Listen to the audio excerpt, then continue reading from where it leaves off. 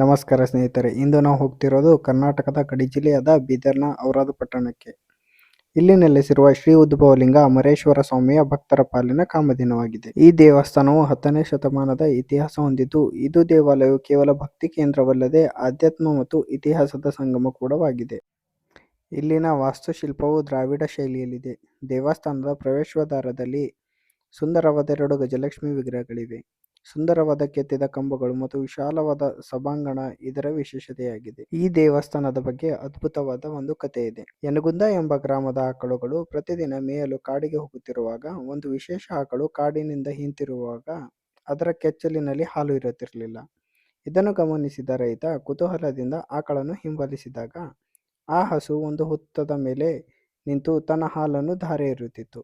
ಇದನ್ನು ಕಂಡ ರೈತ ಹುತ್ತನ್ನು ಅಗೆದು ನೋಡಿದಾಗ ಅಲ್ಲಿ ಸುಂದರವಾದ ಶಿವಲಿಂಗವು ಪತ್ತೆಯಾಯಿತು. ಸ್ವಯಂ ಭೂಮಿಯಿಂದ ಉದ್ಭವಿಸುವುದರಿಂದ ಈ ಲಿಂಗಕ್ಕೆ ಉದ್ಭವಲಿಂಗ ಎಂದು ಹೆಸರಿಡಲಾಯಿತು. ಪ್ರತಿ ವರ್ಷ ಮಹಾಶಿವರಾತ್ರಿಯ ಸಂದರ್ಭದಲ್ಲಿ ಇಲ್ಲಿ ಅದ್ದೂರಿ ಜಾತ್ರೆ ನಡೆಯುತ್ತದೆ. ಓಂ ಬಲ ಶಂಕರ ಬಲ ಎಂಬ ಜಯಘೋಷಗಳ ನಡುವೆ ಅಮರೇಶ್ವರ ರಥೋತ್ಸವ ಜರುಗುತ್ತದೆ. ಭಕ್ತರಿಗಾಗಿ ಇಲ್ಲಿ ನಿರಂತರ ದಾಸೋಹ ಮತ್ತು ಗೋಶಾಲೆ ವ್ಯವಸ್ಥೆ ಕೂಡ ಇದೆ. ಇನ್ನೊಂದು ವಿಶೇಷತೆ ಏನೆಂದರೆ, ಒಂದು ಕಾಲದಲ್ಲಿ ಔರಾದ ಅಮರೇಶ್ವರ ಜಾತ್ರೆಯ ರಾಜ್ಯದ ಏಕೈಕ ಒಂಟೆ ಜಾತ್ರೆ ಎಂದು ರಾಜ್ಯ ಮಟ್ಟದಲ್ಲಿ ಪ್ರಖ್ಯಾತ ಪಡೆದಿತ್ತು. ಇಂದಿಗೂ ಕೂಡ ಇಲ್ಲಿನ ಜಾನುವಾರು ಮೇಳ ಮತ್ತು ಪಶು ಪ್ರದರ್ಶನ ಬಹಳ ವಿಶಿಷ್ಟವಾಗಿರುತ್ತದೆ. ಜಾತ್ರೆಯ ಸಂದರ್ಭದಲ್ಲಿ ಮಹಾರಾಷ್ಟ್ರ ಮತ್ತು ತೆಲಂಗಾಣದಂತಹ ನೆರೆ ರಾಜ್ಯಗಳಿಂದ ಕುಸ್ತಿಪಟುಗಳು ಆಗಮಿಸಿ ತಮ್ಮ ಶೌರ್ಯವನ್ನು ಪ್ರದರ್ಶಿಸುತ್ತಾರೆ. ಇದು ಬೀದರ್ನಿಂದ ಸುಮಾರು 43 ಕಿಲೋಮೀಟರ್ ದೂರದಲ್ಲಿದ್ದು, ಈ ಪುಣ್ಯಕ್ಷೇತ್ರವು ಮನುಕುಲದ ಕಲ್ಯಾಣಕ್ಕಾಗಿ ನೆಲೆಸಿದ ದೈವಶಕ್ತಿ. ನೀವು ಎಂದಾದರೂ ಬೀದರ್ಗೆ ಭೇಟಿ ನೀಡಿದರೆ ಈ ಉದ್ಭವಲಿಂಗಕ್ಕೆ ಅಮರೇಶ್ವರ ದರ್ಶನ ಪಡೆಯಲು ಮರೆಯಬೇಡಿ. ಇನ್ನು ಇದೇ ತರ ಮಾಹಿತಿ ವಿಡಿಯೋಗೋಸ್ಕರ ನಮ್ಮ ಚಾನಲ್ ಅನ್ನು ಸಬ್ಸ್ಕ್ರೈಬ್ ಮಾಡಿ, ಶೇರ್ ಮಾಡಿ, ಲೈಕ್ ಮಾಡಿ.